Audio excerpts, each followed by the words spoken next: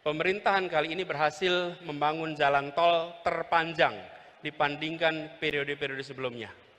63% dari seluruh jalan tol berbayar yang ada di Indonesia itu dibangun di era pemerintahan sekarang. Sepanjang 1.569 km dari total 2.499 km. Itu adalah jalan berbayar. Sedangkan jalan yang tak berbayar, yang digunakan oleh semua secara gratis, yang menghubungkan mobilitas penduduk dari sudut-sudut desa ke perkotaan, yang membawa produk-produk pertanian, produk perkebunan, produk perikanan dari sentra-sentra tempat mereka dihasilkan ke wilayah-wilayah pasar, baik jalan nasional, jalan provinsi ataupun jalan kabupaten, terbangun 19.000 km di pemerintahan ini. Kalau coba saya bandingkan dengan pemerintahan 10 tahun yang lalu. Di zaman Presiden Pak SBY, jalan tak berbayar yang dibangun adalah sepanjang 144.000 atau 7,5 kali lipat.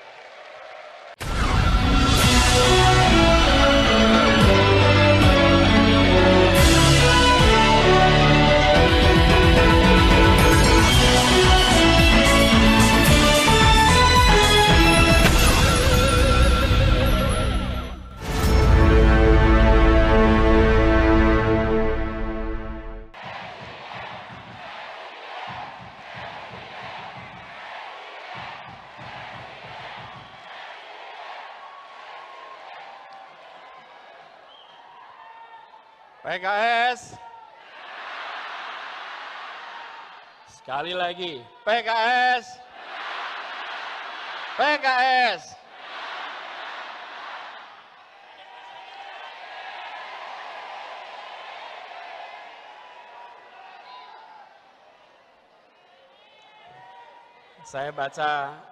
Saya baca pantun dulu boleh?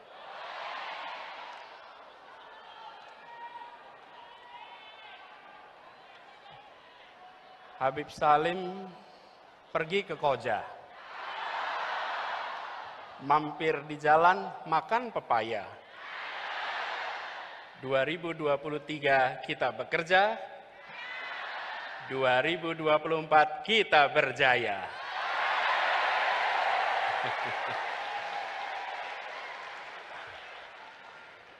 Lagi pantunnya? Lagi ya? Ustadz Saihu pergi ke Kemayoran. Pulangnya muter mampir ke Kemang. Bersama dengan koalisi perubahan, biiznillah kita pasti menang.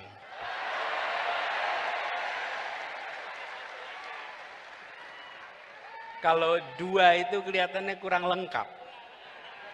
Ini koalisi bertiga, pesannya 3, 2 tambah 1 sama dengan 3. Satu lagi. Habib Abu Bakar pergi ke Tambun. Pulangnya lewat hutan kayu. Untuk PKS yang sedang ulang tahun, Happy Milad to you.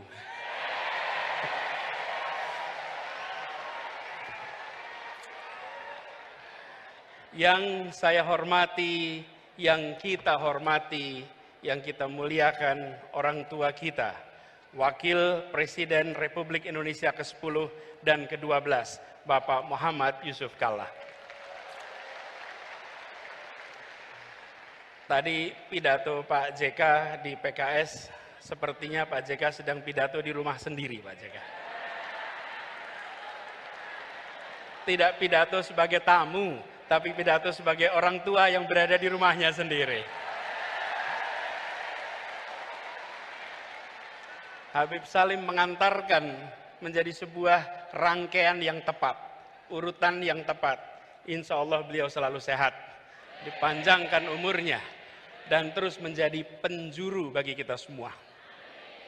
Yang saya hormati, saya muliakan, yang kita semua sayangi, Ketua Majelis Syuro Partai Keadilan Sejahtera, Habib Dr. Salim Segaf Al-Jufri, para Wakil Ketua Majelis Syuro, Bapak Dr. Hidayat Nur Wahid, Bapak Dr. Muhammad Sohibul Iman, Bapak Dr. Ahmad Heriawan, Bapak Dr. Andes Suharna, Surapranata, yang saya hormati Sekretaris Majelis Syuro Ustadz Muhammad Sauki, yang saya hormati Ketua Majelis Pertimbangan Pusat Bapak Dr. Suswono, Ketua Dewan Syariah Pusat Kiai Haji Musli Abdul Karim, yang saya hormati Presiden PKS Bapak Haji Ahmad Saihu, yang saya hormati Sekjen PKS Habib Abu Bakar Al-Habsyi, yang saya hormati Bendahara Umum PKS Bapak Haji Mahfud Abdurrahman, yang saya hormati Ketua Mahkamah Partai Kiai Haji Surahman Hidayat, Ketua Fraksi PKS Bapak Dr. Jazuli Juwaini dan seluruh anggota DPR RI dari PKS, yang saya hormati Ketua Fraksi PKS Bapak Insinyur Tifatul Sembiring beserta para anggota MPR PKS dan Ketua Dewan Penasehat, Ketua Dewan Pakar Profesor Dr. Iwan Prayitno bersama anggota, yang saya hormati, yang saya banggakan, Ketua Umum Partai Demokrat Bapak Mas Agus Harimurti Yudhoyono, Pak Sekjen beserta keluarga besar Partai Demokrat yang hadir di sini, boleh beri tepuk tangan kepada mereka. Yang saya hormati perwakilan pimpinan Partai Nasdem Bapak Ahmad Ali yang tadi bersama kita. Yang saya hormati juga Ketua DPR RI yang dalam hal ini diwakili oleh Dr. Ahmad Basarah. Para kepala daerah dan wakil kepala daerah PKS dari seluruh Indonesia yang hadir bersama kita. Para ketua bidang dan badan DPP PKS, para wakil sekjen, wakil bendum, dan seluruh staf, kantor kepala staf, presiden, para ketua MPW, ketua DSW, ketua DPW, para pengurus, struktur anggota dan simpatisan PKS, dan seluruh keluarga besar PKS, para ketua dan anggota unit pembinaan, para tamu undangan, hadirin saudara-saudara sekalian sebangsa setanah air. Assalamualaikum warahmatullahi wabarakatuh.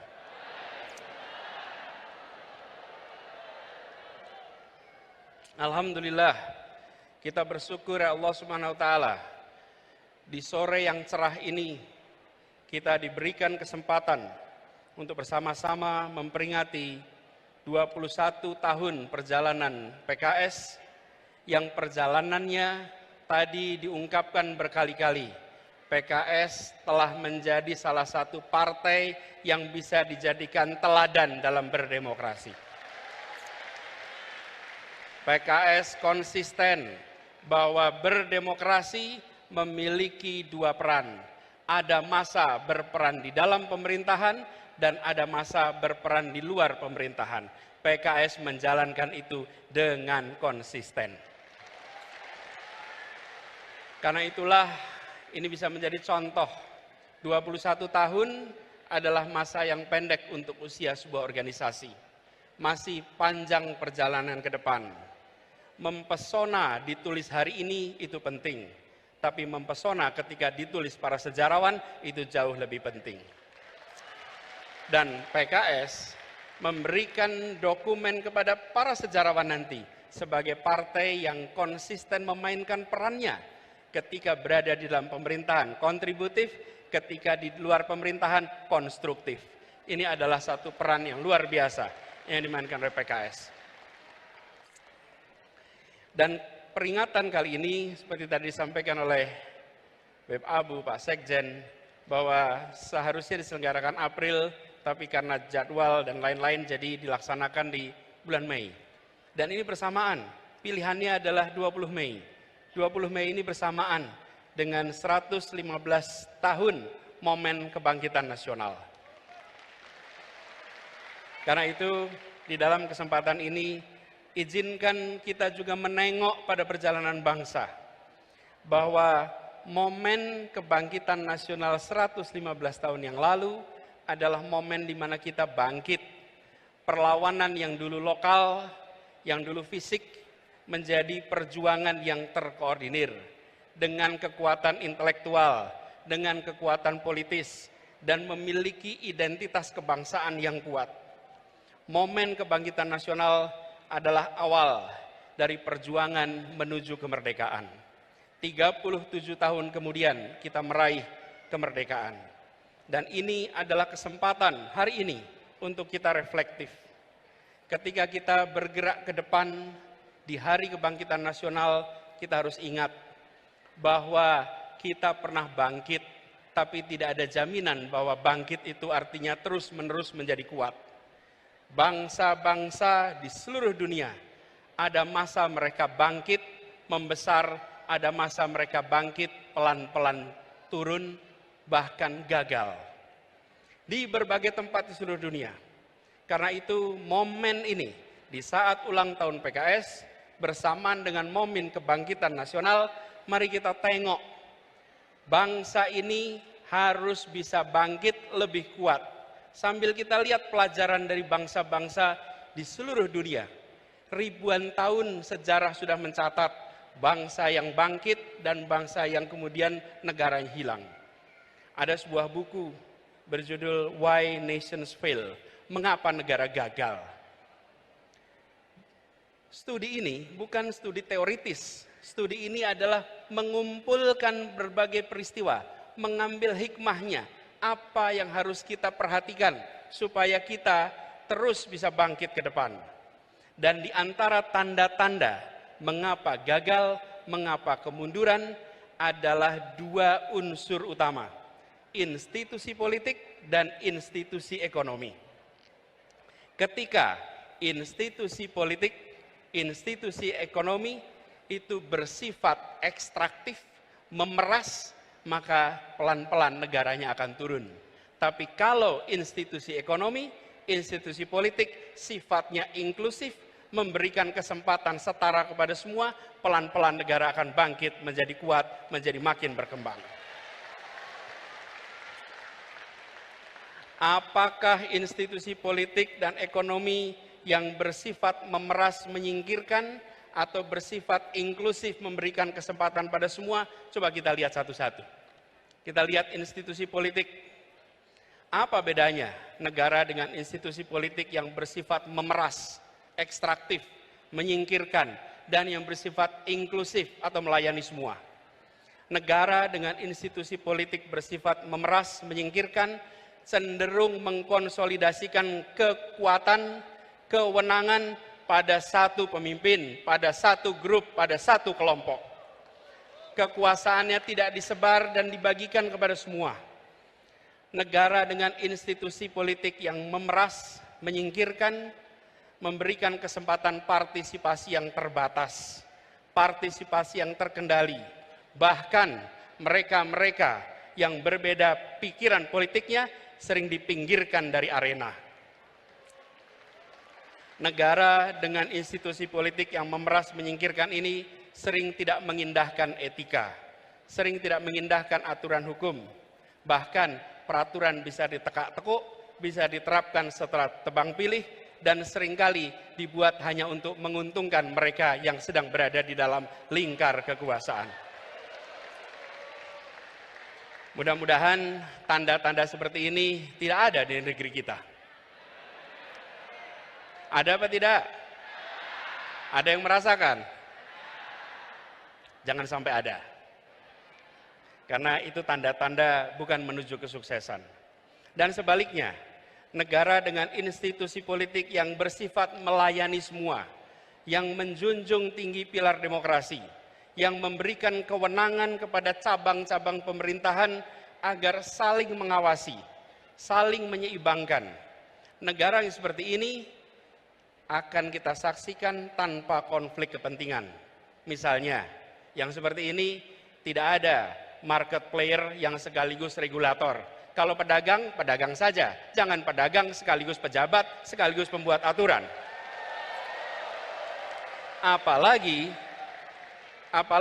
membuat aturan yang terkait perdagangan yang dibuatnya. Dan juga tidak kemudian serba rangkap jabatan, apalagi rangkap jabatan yang bertumpuk-tumpuk. Juga memastikan meritokrasi berjalan dalam pemerintahan, bukan memberikan keistimewaan pada keluarga. negara dengan institusi politik yang melayani ini cenderung menjunjung tinggi tegaknya rule of law. Sehingga yang dilakukan adalah memperkuat cabang-cabang hukum agar independen, agar terbebas dari intervensi politik, agar transparan dalam setiap pengambilan keputusan. Dan kalau kita saksikan, ini yang harus kita perkuat di Republik ini. Yang terakhir, negara dengan institusi politik yang inklusif, yang melayani, akan menjunjung tinggi kesempatan warga untuk menyuarakan pandangannya, pikirannya, aspirasinya, tanpa sedikit pun ada rasa takut. Negara yang inklusif adalah negara yang tidak baperan. Negara yang membuka ruang kepada kritik. Negara atau pemerintah memiliki kekuatan aparat, memiliki kekuatan anggaran, memiliki kekuatan media, memiliki bahkan kekuatan senjata. Yang dimiliki oleh rakyat adalah gagasan, aspirasi, dan kata-kata. Jangan sampai satu hal yang dimiliki oleh rakyat, kata-kata, itu pun dilarang untuk diartikulasikan. Izinkan kata-kata rakyat bisa muncul ke permukaan. Karena itu bila saat ini ada pasal-pasal yang dikenakan kepada mereka yang mengungkapkan pendapat, maka ke depan kita perlu justru pasal-pasal dalam undang-undang kita, dalam peraturan kita yang secara tegas dan eksplisit melarang persekusi atas kebebasan berpendapat. Jadi saya juga mengalami ketika tugas di Jakarta. Ketika berada di pemerintahan, maka kita menjadi kotak pos alamat keluhan dan kritik. Dan itu harus diterima sebagai it comes with the job. Ini adalah bagian dari pekerjaan. Tidak perlu dituntut, tidak perlu diprosekusi, dan itu juga yang telah kita sama-sama laksanakan di Jakarta. Tidak ada satupun yang dilaporkan dan diprosekusi. Hal lain adalah terkait dengan institusi ekonominya. Negara dengan institusi ekonomi yang bersifat ekstraktif atau memeras, cenderung membatasi akses, membatasi kesempatan ekonomi, dan sumber daya finansial hanya kepada sebagian kalangan. Mereka yang berada dalam lingkar kekuasaan saja, mereka yang dekat lingkar kekuasaan saja. Sementara mereka yang jauh, mereka yang tidak bersama, tidak mendapatkannya. Ini harus kita hindari. Harus dihadirkan transparansi dan pengawasan atas penyalahgunaan kekuasaan seperti ini. Dan tentu saja negara dengan institusi ekonomi yang bersifat melayani semua, sifatnya inklusif, adalah yang memberikan kesempatan terbuka, kesempatan yang lebar kepada semuanya. Dan langkah-langkah yang kita lakukan untuk menghadirkan ini adalah memastikan bahwa yang kecil bisa menjadi besar tanpa mengecilkan yang besar.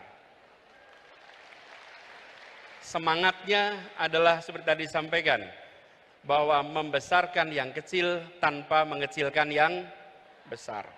Jadi bukan hanya bersifat ekstraktif, memberikan kesempatan pada yang besar untuk makin besar, tapi harus memastikan bahwa semua dapat kesempatan yang sama. Dan negara dengan institusi ekonomi yang bersifat ekstraktif ini cenderung abai pada pengembangan pelayanan publik dan pembangunan infrastruktur. Sebaliknya, yang inklusif cenderung untuk melayani semua.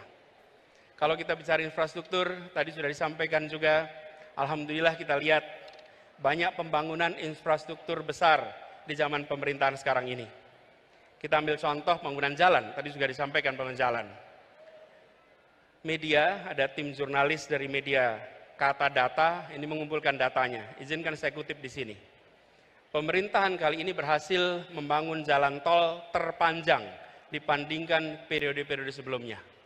63% dari seluruh jalan tol berbayar yang ada di Indonesia itu dibangun di era pemerintahan sekarang.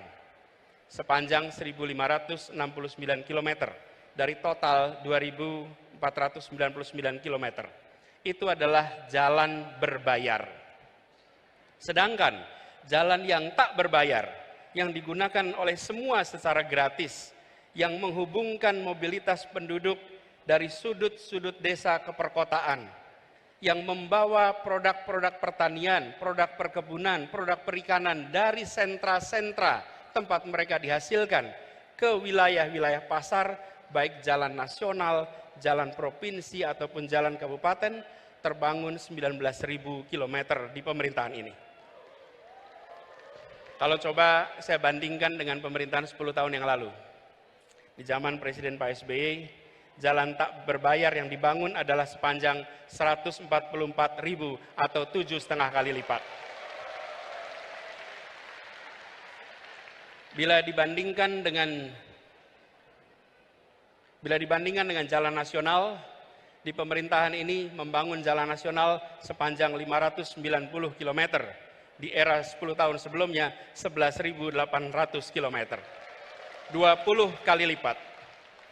Kita belum bicara mutu, kita belum bicara standar dan lain-lain. Kita bicara panjangnya. Kedua infrastruktur ini jelas diperlukan sama-sama.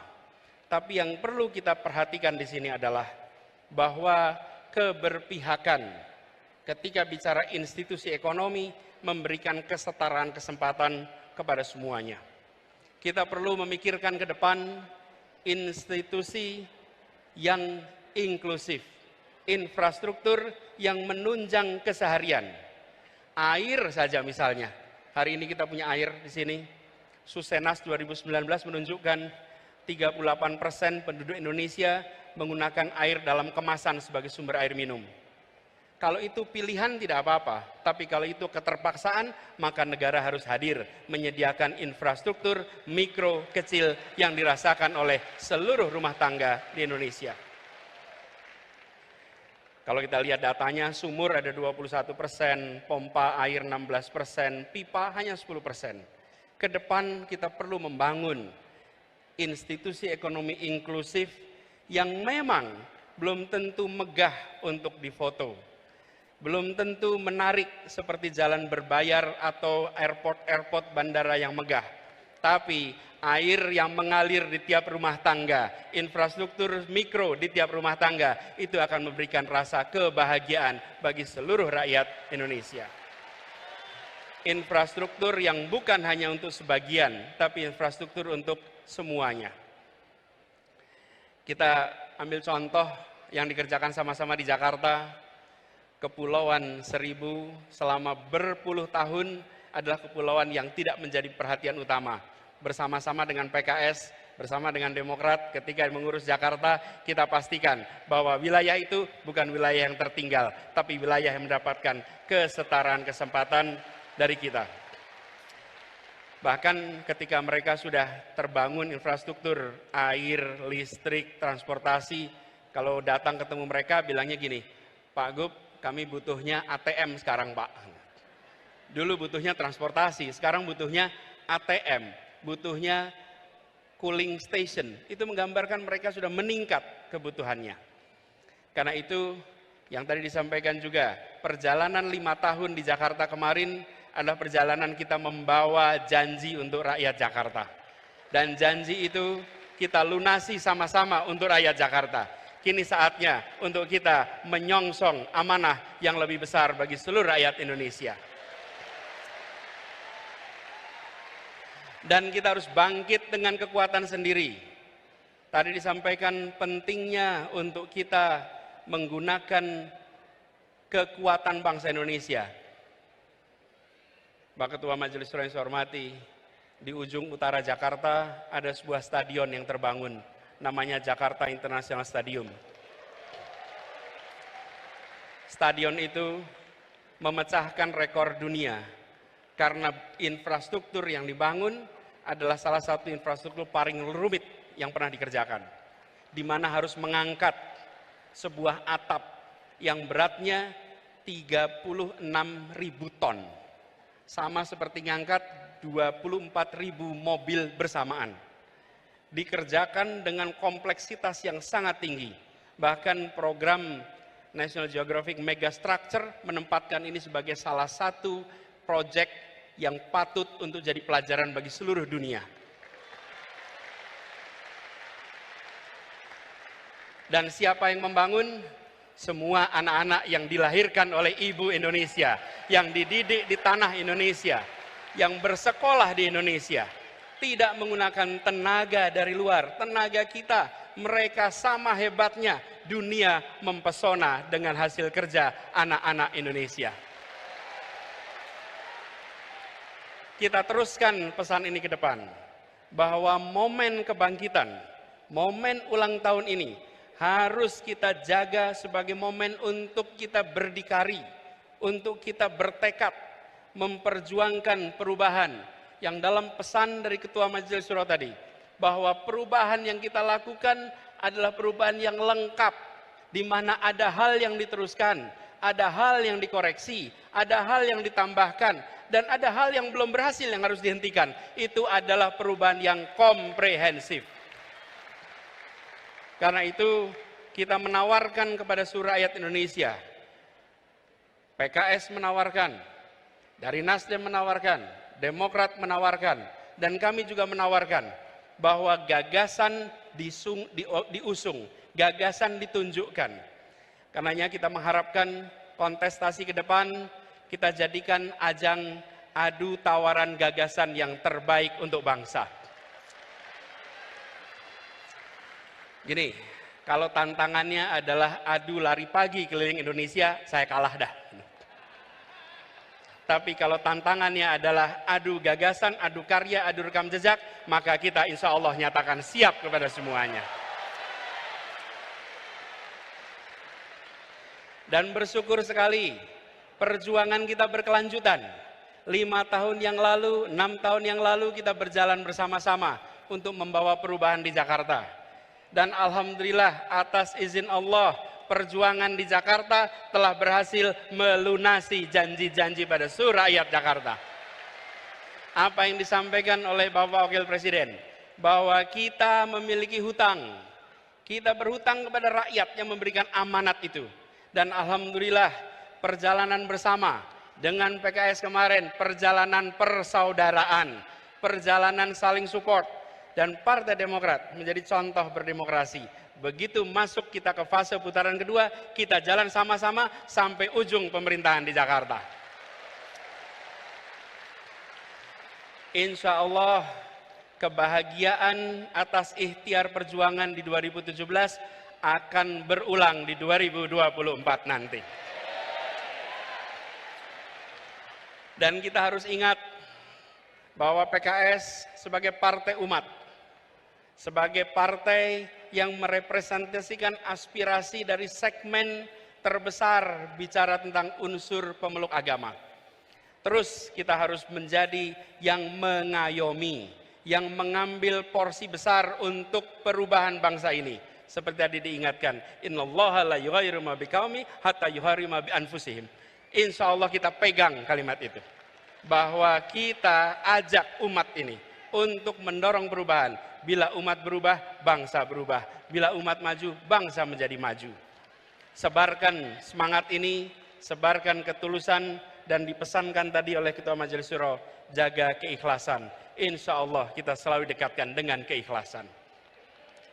Bapak Ibu sekalian yang saya hormati, izinkan saya mengakhiri apa yang menjadi kewajiban bagi kami untuk menyampaikan pesan kebangkitan, pesan ulang tahun PKS dengan mengirimkan harapan kepada semua. Mari kita jaga perjalanan ke depan dengan menjaga persatuan, menjaga suasana kebersamaan. Persatuan Indonesia, tadi digarisbawahi, tidak mungkin bisa terjadi dalam ketimpangan. Persatuan Indonesia hanya bisa dijaga dalam suasana keadilan dan kesetaraan. Dengan keadilan kita punya persatuan, dengan kesetaraan kita punya persatuan. Mari kita pulang dari peringatan 21 tahun PKS, 115 tahun kebangkitan nasional dengan membawa pesan, kami hadir untuk menghadirkan keadilan sosial bagi seluruh rakyat Indonesia. Kami hadir untuk memastikan ada kesejahteraan bagi semua. Kami hadir untuk memastikan muncul persatuan bagi semuanya. Izinkan kami menutup dengan sebuah pantun. Pantun ya. Bangkit serempak satu tujuan. Mantapkan cita perjuangan bersama. Mari bersatu ciptakan perubahan, wujudkan keadilan Indonesia sejahtera.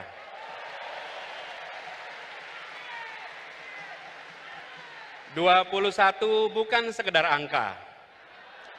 PKS bukan sekedar konsonan. Perjuangan dan kerja jadi bukti nyata. PKS terus menjadi partai idaman." Terima kasih, kurang lebih mohon dimaafkan. Assalamualaikum warahmatullahi wabarakatuh.